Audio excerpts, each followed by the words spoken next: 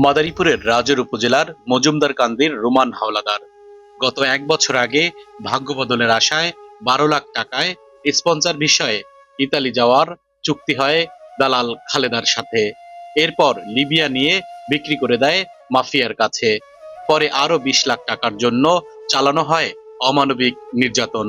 ১৭ লক্ষ টাকা সহ বসত ঘরটুকু লিখে নিয়ে পাননি মুক্তি। বর্তমানে পরিবারের সাথে নেই যোগাযোগ। বেঁচে আছে নাকি মরে গেছে তাও জানে না পরিবারের লোকজন। একই গ্রামের ইমরান আলী শেখ প্রায় ১৫ মাস আগে স্পন্সর ভিসায় ইতালি যাওয়ার জন্য বাড়ি ছাড়ে। টাকার জন্য তাকেও করা হয় অমানবিক নির্যাতন। ছেলেকে জীবিত উদ্ধারের আশায় দালাল চক্রকে দিয়েছেন আরো ৪৫ লক্ষ টাকা।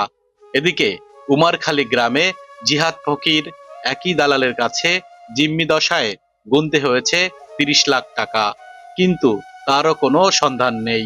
শুধু রুমান হাওলাদার, ইমরান আলী শেখ আর জিহাদ ফকিরই নয়, অবৈধ পথে ইতালি যাওয়ার সময় লিবিয়ার মাফিয়াদের হাতে জিম্মি মাদারীপুরের আমগ্রাম এলাকার অর্ধশত যুবক।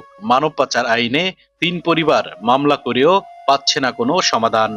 নির্যাতন করে দালালরা হাতিয়ে নিচ্ছে কোটি কোটি টাকা।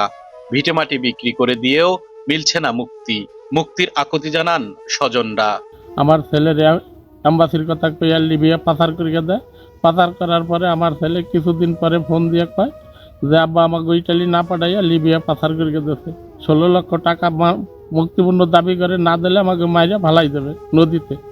আমি এই ১৬ লক্ষ টাকা শামসুল শেখ, খালেদা আক্তার, রুবিনা, কিরামার শেখের হাতে দেই। দেওয়ার পরে আজ ৩ মাস ধরে আমার ছেলের কোনো খোঁজ খবর নাই। জীবিত না মৃত্যু তাও আমি জানি না। নিয়ে লিবিয়া নিয়ে গেছে, লিবিয়া নিয়ে পাচার করছে। পাচার করে এখন একটি মায়ের দূর করতে আসছি। মায়ের দূর করার পরে বলছে যে আমার ছেলে বলছে যে মা আমার বাঁচাও। তখন আমি টাকা দিচ্ছি, আমার সন্তান চাই আর এই দালালে বিচার চাই। বাড়ি করায় নাই, মাসের কথা কইয়া লিবিয়া পাচার করে দেয়। লিবিয়া পাচার করে দেওয়ার পর আমার সন্তানের কোনো খোঁজ খবর নাই। এরপর আমার সন্তান আবার মুক্তিপূর্ণ দাবি করে, তোমার বাড়ি ঘর লেখে আমার দেওয়া, আমার তোমার ছেলে আমি পার করে দিব।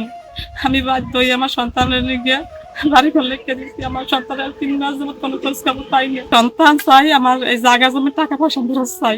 দালালদের বিরুদ্ধে আইনগত ব্যবস্থা নেওয়ার আশ্বাস দিয়েছেন প্রশাসন। যে কোনো অভিযোগ আমরা পেলে সাথে সাথে এই বিষয়ে আইনের পন্থায় আমরা তদন্তপূর্বক প্রয়োজনীয় ব্যবস্থা নিয়ে থাকি এবং মানব পাচার সংশ্লিষ্ট যে কোনো অপরাধের বিষয়টা আমরা যথেষ্ট গুরুত্ব দিয়ে তদন্ত করে থাকি।